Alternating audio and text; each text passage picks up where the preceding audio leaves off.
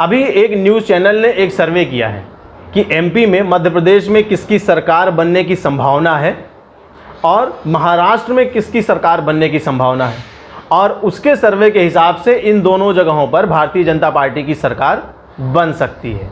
खैर, ये तो रहा अभी 6 महीने बाद की बात, ठीक है। अभी यहाँ सब दोनों स्टेट में 6 महीने बाद चुनाव होने हैं, लेकिन जब ये सर्वे आया है तो भारतीय जनता पार्टी के सारे नेता बहुत गदगद हैं, बहुत ज़्यादा फूले नहीं समा रहे हैं। उनको लग रहा है कि बस 6 महीने बाद फिर से हमारी सरकार बन जाएगी। उनको ये नहीं पता है कि 6 महीने में ही तो सरकार का आकलन होता है।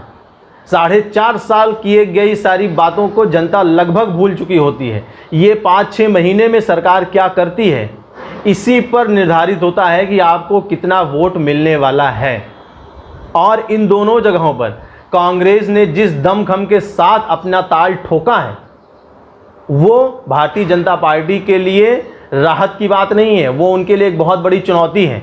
अभी मध्य प्रदेश के दौरे पर जब प्रियंका गांधी गई थी तो उन्होंने कर्नाटक में जो वायदे किए थे वही सारे जन लोक कल्याण वाले जो वायदे थे उसको उन्होंने एमपी में भी लागू किया।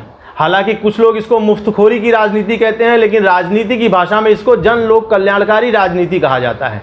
तो मैं जन लोक कल्याणकारी राजनीति ही कह रहा हूँ, ठीक है, क्योंकि मुफ्त की रेवड़ी, मुफ्तखोरी, ये सब शब्द अब बेमानी हो गए हैं, ठीक है। कोई भी पार्टी अब इससे अछूती नहीं रह गई है, तो अब ये जन लोक कल्याणकारी राजनीति हो गई है। तो प्रियंका गांधी ने जिस 5 गारंटी पर कर्नाटक में सरकार बनाई है, वही 5, 7, 6 गारंटियां उन्होंने एमपी में भी दे दिया है। अब देखना यह है कि ये जो 5-6 महीने गुजरेंगे, इसमें एमपी की और महाराष्ट्र की जनता है वो कितना माइंड मेकअप करती है कि वो किस पार्टी की तरफ झुकेगी, किस पार्टी को वोट देगी। लेकिन यहाँ मैं आप लोगों को 2004 की एक बात बताना चाहता हूँ, जब अटल जी की सरकार थी और इंडिया शाइनिंग का नारा दिया गया था।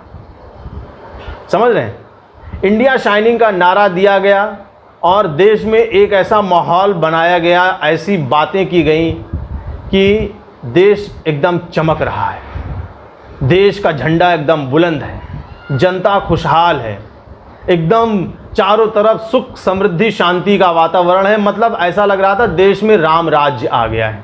और अपने इसी राम राज्य के चक्कर में वाजपेयी सरकार ने इंडिया शाइनिंग का नारा दिया और समय से 6 महीना पहले चुनाव करा लिया। उनको लगा कि देश में इतना बढ़िया पॉजिटिव माहौल बना हुआ है, अगर अभी तुरंत चुनाव करा लिए जाएंगे तो हम फिर से सत्ता में आ जाएंगे। और इस चक्कर में उन्होंने अपनी 2-3 जो सहयोगी पार्टियां थी, इंडियन नेशनल लोकदल, लोक जनशक्ति पार्टी, है ना, ऐसी पार्टियों को उन्होंने दरकिनार कर दिया और तुरंत 6 महीना पहले ही वो चुनाव में उतर गए। नतीजा क्या आया? भारतीय जनता पार्टी बहुत बुरी तरह चुनाव हार गई और कांग्रेस की सरकार बन गई। भारतीय जनता पार्टी कुछ 130-32 सीट पर सिमट गई थी। आप समझ रहे हैं? तो इंडिया शाइनिंग के नारा का ये हश्र हुआ था, जो अति आत्मविश्वास के साथ समय से पहले चुनाव लड़ लिया गया, उसका ये हश्र हुआ था। तो अभी एमपी में और महाराष्ट्र में 5-6 महीने की सरकार बची हुई है। इंडिया शाइनिंग की तरह अति आत्मविश्वास में भारतीय जनता पार्टी न रहे। अभी जो 5-6 महीने उसको मिले हैं, इसमें वो जनता की सेवा करें, अपने मैनिफेस्टो को तैयार करें। वो आने वाले चुनाव के बाद अगर सरकार बना लेती है तो वो जनता को क्या राहत दे सकती है, जनता के लिए क्या काम करेगी, इसका ब्लूप्रिंट तैयार करें। और सबसे बड़ी बात है कि जनता तक ये बात पहुंचनी चाहिए। जनता को लगना चाहिए कि आप जो कह रहे हैं वो करेंगे, और जो आप करेंगे चुनाव के बाद उसको आप चुनाव से पहले करिए।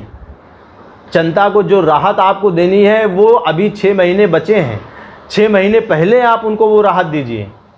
अगर आप बिजली फ्री देना चाहते हैं तो 6 महीना बाद क्यों देंगे, अभी से क्यों नहीं देना शुरू करते हैं? अगर आप सिलेंडर सस्ता करेंगे, पेट्रोल सस्ता करेंगे तो आज से करिए। चुनाव के बाद जब सरकार दोबारा बनेगी तब आप क्यों करेंगे?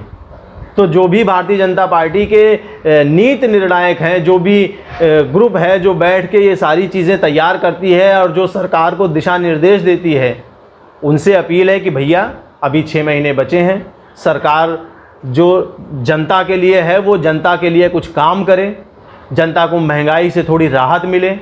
महंगाई बहुत बढ़ गई है, तो आप सरकार बनाने के बाद जो राहत देने वाले हैं, कृपा करके सरकार बनने से पहले जो सरकार आपकी वर्तमान में चल रही है उसी को बोलिए कि वो जनता को कुछ राहत दें, वरना इंडिया शाइनिंग का जो हश्र हुआ था वही हश्र फिर होगा। और देश में माहौल कुछ कुछ वैसा ही लग रहा है, क्योंकि उस समय भी भारतीय जनता पार्टी के नेता अति आत्मविश्वास में थे और आज भी भारतीय जनता पार्टी के नेता अति आत्मविश्वास में फूले नहीं समा रहे हैं। उनको लग रहा है कि नरेंद्र मोदी के कंधे पर बंदूक रखकर हम कोई भी निशाना साध सकते हैं। उनको ये नहीं पता है कि राज्य का चुनाव अलग होता है और राष्ट्र का चुनाव अलग होता है। राष्ट्र हित में तो लोग नरेंद्र मोदी को वोट दे देते हैं, लेकिन नरेंद्र मोदी हर स्टेट में मुख्यमंत्री नहीं बनेंगे। तो जो स्टेट की गवर्नमेंट है उसके लिए जनता का अलग प्लान होता है। तो जो स्टेट की सरकार है, जो स्टेट के नेता हैं, उनसे कहिए कि वो ज़मीन पर उतरें, लोकल मुद्दों को उठाएं, कर्नाटक वाली गलती ना दोहराएं। भारत और चीन की सीमा पर हमने ब्रह्मोस मिसाइल तैनात की है, इससे राज्य के चुनाव पर कोई असर नहीं पड़ने वाला है, इससे राष्ट्र के चुनाव पर असर पड़ सकता है। एमपी और महाराष्ट्र के चुनाव पर कोई असर नहीं पड़ेगा। तो प्लीज़ आप लोग जाइए, मैदान में उतरिए और अति आत्मविश्वास में फूले मत समाइए। बहुत बहुत धन्यवाद। जय हिंद। दोस्तों, अगर आपको मेरी बातें, मेरा वीडियो पसंद आए तो प्लीज़ इसको लाइक, कमेंट, शेयर ज़रूर करिएगा। और हाँ, मेरे चैनल नूरा कुश्ती को सब्सक्राइब करना बिल्कुल मत भूलना। जय हिंद।